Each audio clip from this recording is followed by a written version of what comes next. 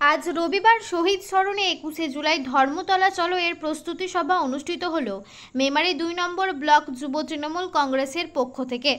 21শে জুলাই শহীদ স্মরণে ধর্মতলা চলো তার পরিপ্রেক্ষিতে কুচুট অঞ্চলের কাশীপুর নেতাজি সংঘ পার্শ্ববর্তী ময়দানে পথসভা অনুষ্ঠিত হলো।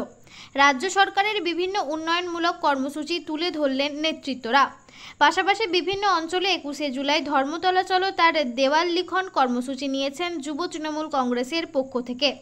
এই কর্মসূচিতে উপস্থিত ছিলেন পূর্ব বর্ধমান জেলার সহসভাপতি তথা জেলা পরিষদের মেন্টর মোহাম্মদ ইসমাইল, মেমারির বিধায়ক মধুসূদন ভট্টাচার্য, মেমারি 2 নম্বর ব্লক যুব তৃণমূল কংগ্রেসের সভাপতি হিমাদ্রি মণ্ডল ও অঞ্চল স্তরের নেতৃত্ব এবং কর্মীবৃন্দ।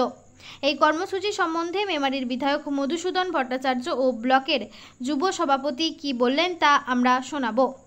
মৃত্যুঞ্জয় যশের রিপোর্ট, MBS নিউজ। দলের তরফ থেকে কি কর্মসূচি নেওয়া হয়েছে? এই কর্মসূচি যেমন পশ্চিমবঙ্গের সর্বত্র হচ্ছে, জেলায় হচ্ছে, এখানেও তাই।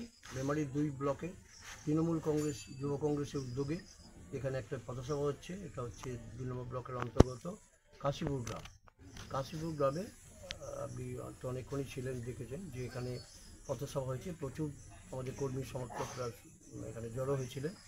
এখানে 21শে জুলাই সমর্থনে আমরা যাতে বেশি করে যেতে পারি, সমর্থক নিয়ে আমাদের যারা সমর্থক এবং যারা সাধারণ কর্মী যারা পার্টিকে ভালোবাসেন তাদের কাছে আমরা আবেদন রাখলাম যাতে তারা বেশি মাত্রায় যায় আমাদের কর্মীদের নেতৃত্বে।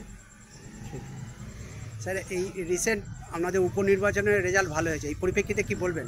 এই পরিপ্রেক্ষিতে বলার মধ্যে কথা হচ্ছে তাদের ঘরে আমরা অভিনন্দন জানাচ্ছি যারা জিতিয়েছেন, এবং সর্বোপরি মাননীয় মুখ্যমন্ত্রী মমতা ব্যানার্জি এবং আমাদের সাংসদ অভিষেক ব্যানার্জি তাদের আমরা কৃতজ্ঞতা জানাচ্ছি যে এখানে সুচারুভাবে পরিকল্পনা করার জন্য।